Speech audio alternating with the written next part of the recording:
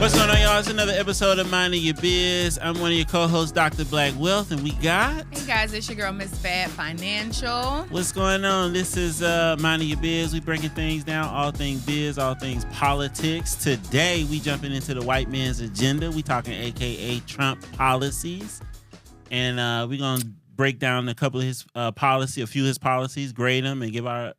opinion. Let's do it. Let's go. All right, so the first thing is tax cuts and reform, right? Basically, this is keeping the Tax Cuts and Jobs Act that he put in place when he was president the first time, that he wants to extend. It has some different nuances to it. Of course, he's going to make it permanent. He want to lower the tax rate from 20%, 21% now to 15%.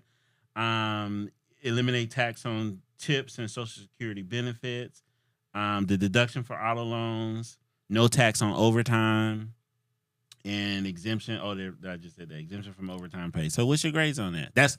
It's different stuff in there, but that's all one policy, the Tax Cuts and Jobs Act. Yeah, but he added new stuff. So what's the grade, ma'am? Well, it's things in there that I do agree with and things I don't. So we are doing it different. Okay. See how we do it. See how it goes. Okay, but no problem.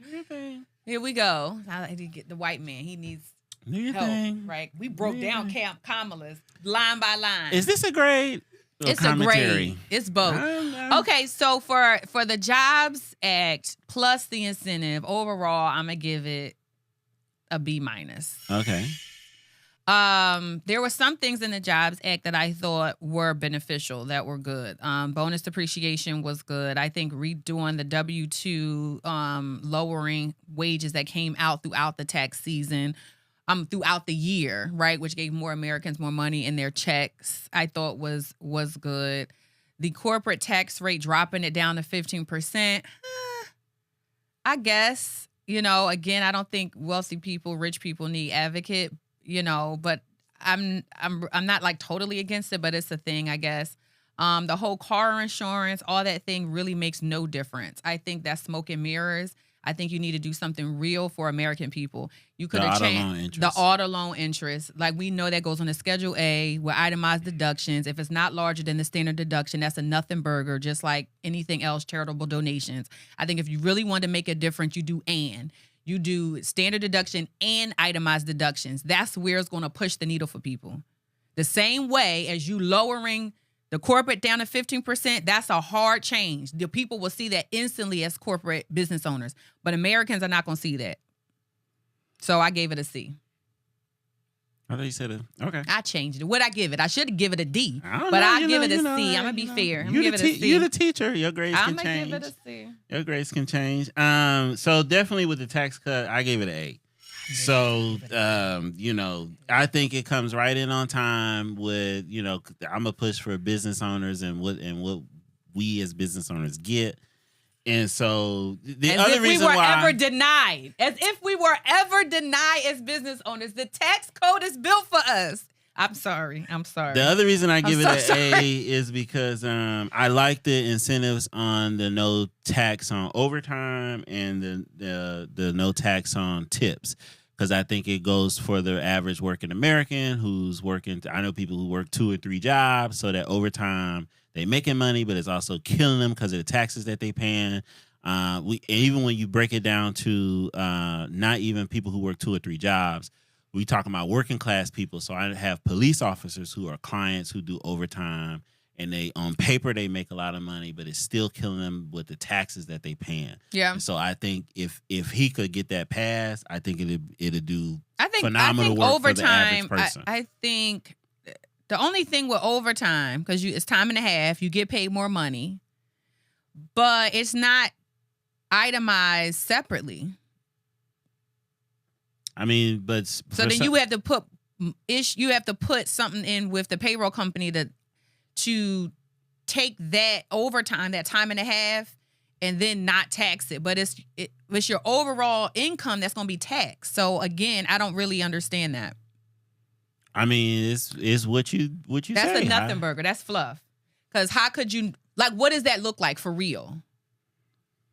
The same thing with tips. How do you not tax income? That means you are not reporting it. Probably. They already doing that now. Okay. So I agree with it, See and how I you think mislead it. a I lot of think people? it. I think it'd be good.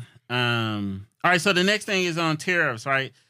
So tariffs is he want to impose a universal baseline tariffs, 10 to 20% on all U.S. imports, implemented 60% tariffs on all imports from China, and renegotiate trade agreements like the USMCA. So for those who don't know, tariffs is basically a tax that countries pay to import and export goods at the base. It's the simplest way I can explain it, right? So if I'm the U.S. and I'm doing business with China, I'm going to end up paying tariffs to China for my goods coming from the U.S. going over there. That's how countries make money to do trade amongst one another. So what's the grade on that? We talked about this before. The increasing tariffs for certain goods and products for American companies, I don't think it's a good thing. I'm gonna give it a C. I think because at the end of the day, we already know what corporations and business owners are going to do. They're going to spill the cost over to the consumer. So the consumer is going to end up eating the cost for the tariff. So I think you can come up with a better plan, a think tank. Whatever the purpose is, let's get to the purpose. Is the purpose to bring back American jobs? Well, tariffs on American-owned goods is not going to be a thing. That's not going to necessarily make people set up shop and be like, yup, because I don't get that tariff, I'm going to set up a manufacturing firm here. I'm going to start, making that stuff we get from Dollar Tree and Shein, and that's not a thing. Whatever the issue is, let's come together with a real solution, and tariffs is not it. The American people are going to get hit. So all the tax credits you think you got, you're going to pay it. It's going to increase consumer goods. So it's really a wash. There's no more money in your pocket. All right, cool. On the tariffs, I gave it a B-. I think I like the idea of the fact that it's a push specifically for China to push for goods to be made in America, which can increase jobs, etc. However, I think the B- is in there just because, it's possibly a better way to try to produce more American goods. I think, when you think from a business owner perspective, it's cheaper labor in China or any other country. Any other second and third world cheaper. country. It's cheaper labor over there, so it's cheaper to produce goods. And when you look at it from a profitability standpoint, because businesses go into business to make money, even if they're solving a problem or not. When you do it, they're going to increase the opportunity because that's basically what the push is. I feel is for more Americans to get sure, to but get jobs. I think it's a waste. It's really just it's lip service. Those companies are not coming here. Like just like you said, nobody is bringing stuff to be made in America, paying people $25, $30 an hour for goods that they can get for $2. The profit margin is just not going to work. Now, maybe for higher skilled, more expensive things, maybe, I don't know, like solar panels, I don't know, AI, I don't know, something more higher in. But most of our products we import from China or Mexico. So I think, again, we could divert some of the lip service to something that's really going to be meaningful to American people. If we want to bring jobs here, because that's what it's about, what industry jobs can American do? I mean, we make arms really well. I mean, that's one of Smith & Wesson. We are we build weapons of mass destruction here. Can we do something else? So I gave it a C. So the next thing is on energy and manufacturing. So you want to increase domestic energy production, including oil, natural gas, and coal. That's his drill baby drill line. Encourage American manufacturing through tariffs and tax incentives. So basically, American oil. So before we grade it, so just to give it some context, right? Here's the thing we literally have to consider. There's a control game between countries, America and other Eastern countries, on who controls oil. Energy. The ability to produce oil helps facilitate a lot of things. This is one of the reasons why gas is high. cost of materials is high, etc. And so the idea that America can again be the leading country who can produce its own oil in its own country is basically to control that market. The flip side to it too on foreign affairs is the more that we can control oil, the more America can control other countries, because it will then reduce the amount of income that other countries make and increase the amount of income that American make. And so whoever has the coin, you can kind of control the purse strings here, which is one of the reasons why we are in the wars that we're in now. So with that, go ahead and grade.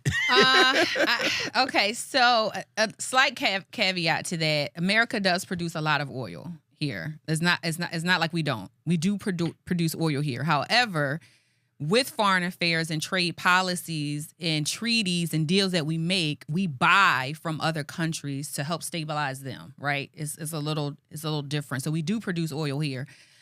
I'm not like super against it, but what I am against is when you add on the deregulation, right? Because companies get really flagrant and sloppy, and it ends up spilling out into Americans and their habitat and their native lands and our water, because we deregulate it. We don't have enough guidance and guardrails to these companies. So I don't have a problem with it. I would like oversight and regulation if they increase it. I gave it a grade. Thank you for reminding me. I'm going to give it, that's a B. See, all that. That's a B. It's a B. All that.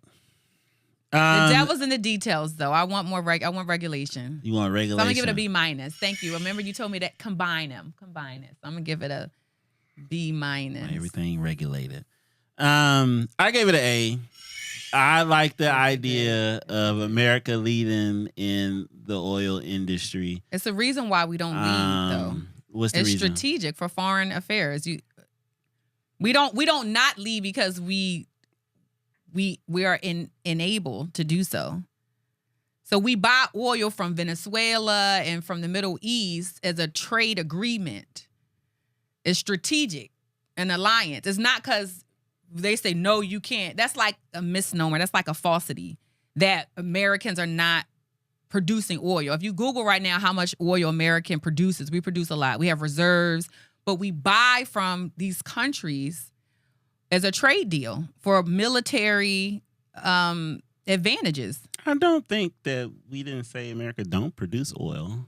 I just said we would be leading in oil. Okay. Drill, baby, drill. I guess. So it will also allow you to have more jobs. States like Texas will be up. I'm looking at opportunity where anywhere there's an old money line, there's opportunity for anybody to get into that industry to succeed. So that's not anybody. Definitely not anybody. I'm sorry. I think opportunity that's on the table dictates that anybody have the opportunity to jump into any industry or anything that they want to get into.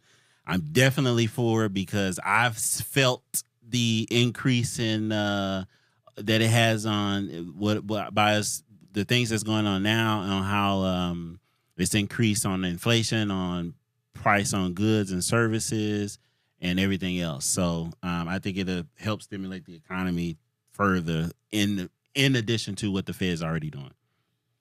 So the last thing was deregulation on reduced government regulation on business.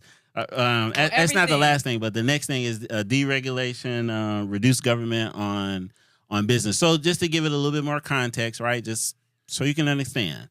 So you can understand.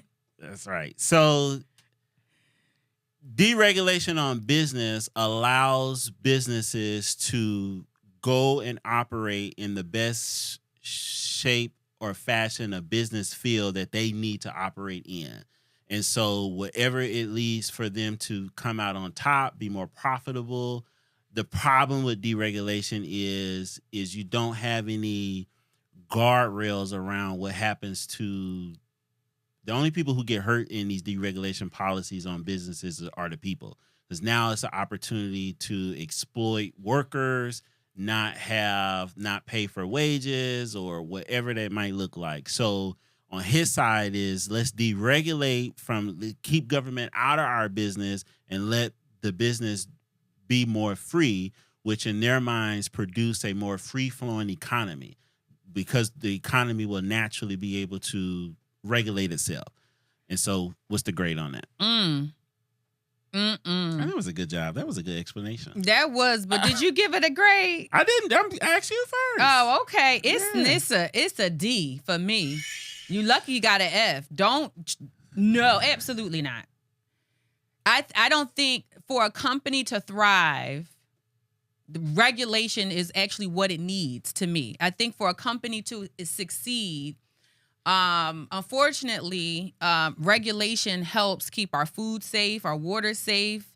You know, companies would do anything without regulation. When you think profits over people, you need guardrails versus people over profit. I think we need to promote more of that. Like Tom's is a great example. There's tons of companies who think people first. But when we only think of profits, unfortunately, that's why you need regulation. I mean, we need sometimes more regulation. Builders, please, you need to regulate. I think when you say, I get when they say smaller government, but certain departments of government need to be more efficient and you need regulation. Just like you said, the people end up getting exploited. Wages, overtime, lack of unions, lack of oversight on how energy costs, where all the stuff is damaging, right? We're talking about energy companies where you have those cancer clusters of people, those huge towers.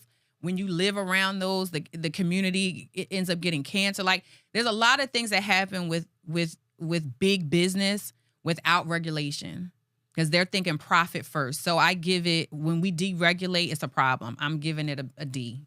I don't think that's a thing you need for economy to thrive. Cool. I gave it a C. I'm definitely for less government. I think we look for regulation because we feel like the government got our back in this sense, and I just don't believe that's true.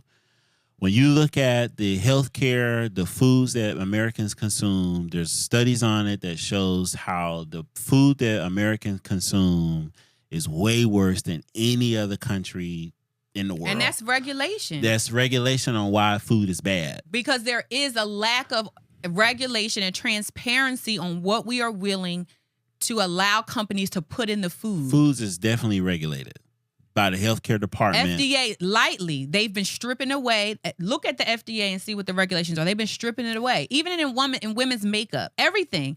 The regulation on a lot of our consumer products are so low. Hence why it's cancer producing. And so when you look at that, and so the reason why I give it a C is because I think that you measure the level of any business for anybody to make conscious decision about what they buy, what the goods they consume, what they put on their body, what they put inside their body. And there are business owners who can thrive deregulated and be morally and consciously aware of giving and people. And how do people do that? People innately, sometimes, especially when you think about profit-driven companies, do not care about people. Typically, they care about themselves and a bottom line. And I think that's an individual perspective. But people you are can't selfish. Put all businesses no, I'm not. In But that. a lot of us are self-centered. We only think about us. That's yes? the same thing with anybody. Right? So if I have a business, I'm thinking about typically my bottom line. And unfortunately, the people end up getting the short end of the stick. If I'm McDonald's and I'm thinking about, well, how can my burgers, when I ship them in from China or from Mexico, how can they last longer? Well, if I put less natural in it, more preservatives, more this, more that, and the FDA, there's nobody saying, you need to have 80% of natural goods. You need to have so-and-so. There's nobody giving you a realistic guardrail, a guideline of what your foods need to, because you're thinking profit. You're like, well, I'm losing money based on the sustainability of food. So if I put more preservatives in it, it'll last longer on the shelves. It'll last longer as I transport it from here to there. then I'm not losing money. But those things are already regulated, which is why It's do loosely it. regulated. It's regulated. So, I mean, it's a thing that's the reason why I gave it a C, because I think there's still a bit I think about me. When I start my business, I am making profit, but I also care about every business owner that come across my platform, every business owner that we're helping increase their profits, grow their company, etc. And so I lead with that first, right? I'll make a decision based off that before I just think about me. So the last thing he is doing is on immigration. So implement a mass deportation of undocumented immigrants. Definitely got to get some context around here. So immigration from a Trump or Republican perspective means that there are a lot of illegal immigrants who come across the border where they're pushing the narrative of these people who come into America illegally. And a large population of those people, from their perspective, are criminals and what have you that are coming into America, but they're consuming American resources. So this is where they getting the food stamps, the whole welfare game is fair game for them. Also, companies and people will use them to pay less wages to them because these people are desperate in need of a job. So you will not have a job. And so that's the context. So what's the grade? I think that you can't. So if I combine my idea versus execution, I'm gonna give it a C. Right? Because that's a great idea to be like, yo, we're gonna mass deport all illegal immigrants. But that leaves such big holes in our economy. There's so many questions. They're undocumented. How do you find them? But the problem is our immigration. It's not this or that. It is all of it. So how do you say I'm gonna deport all of these 3.5 million supposedly undocumented, right? We don't know how many, but we know they're there. Take them out the country where they are, everyone is not the degenerate that they're saying they are. That's like how they do with black people, right? You pick out the worst and you plaster them and say, look, these are immigrants, when we know that that's not the case. So when you say I'm a deport, you're separating families, people who are working class citizens here, who pay taxes. Right? So I think to say that is really inflammatory without a solution. Yes, do we have an immigration problem? We do. But let's, again, a think tank to think about what the solution is. And I think to come across really aggressive and inflammatory and say, I'm going to round up 3.5 million and throw them back over where? Everybody is not from Mexico. Let's be clear on that. So what are you going to say? Well, I'm going to ship the people back to Haiti, or I'm going to send the people back to Venezuela. I'm going to send the people back to Ukraine. I need to know the details. And I think it's a nothing burger. I think it's really inflammatory just to get people kind of hot and bothered and demonize that other thing. Because the issue is immigration. How do people come into this country in a seamless way? In a seamless way. Get them integrated. Give them a social security number so they can pay taxes. Give them the things that they need, but then you can't then pay them $3.25.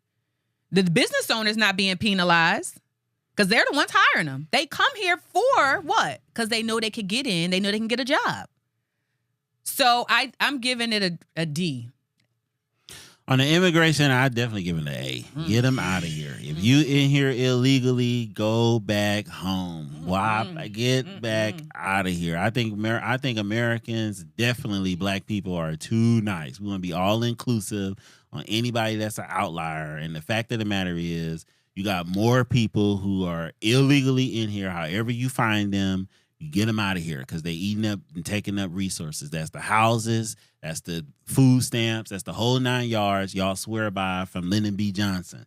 And they eating it up. So get them up out of here. Get them up out of here. Okay. Hey. We need to bring an immigration. Stamp. We're going to have an episode on immigration. I want to bring an immigration attorney, person who is familiar with it that all the immigrants are getting welfare. That is such I didn't say all the immigrants. misinformation. I said illegal that they're people. jumping in here and getting housing and illegal welfare. Illegal people. If you go through the proper as if channels, you could go to a public building channels. as an illegal Go through the and proper be like, channels. I snuck here illegally. I want housing and welfare. Yeah, because if you go in somebody's house and all that stuff, how gonna can get you do out. that? You don't they even... flooding the hospitals. Again, misinformation. They flooding the hospitals on the borderline. Mm-hmm. The citizens in Arizona can't even get care because they caring for immigrants. Why? Hospitals. I can see we want to be all inclusive on people and not turn them away. I can see when they're here illegally. And it's illegal. I can get see them that. out of here. I can see hospitals being overdone on resources to get you into the all country the legally. Misinformation that they're getting welfare it's not. and housing. They showing it on TikTok. Look on TikTok. They definitely not. They definitely are. Listen, he gave it an A.